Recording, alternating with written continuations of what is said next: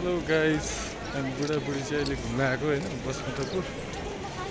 त्यस्तो चल्ने अन्त बुढी हराइनु हो त्यो बुढी भएपछि गाह्रो देखिनु रहन्छ क्या हात खडा पीडा उतै गएर एउटा फोटो खिचौँ दुईवटा अनि लाग्ने त्यस्तो छ है त गाइस घुमघाम हुँदैछ बुढाबुढीको आज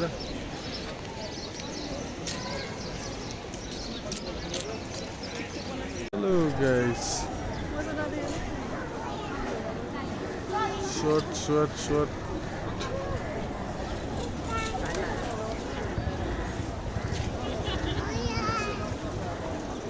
ये तो है अब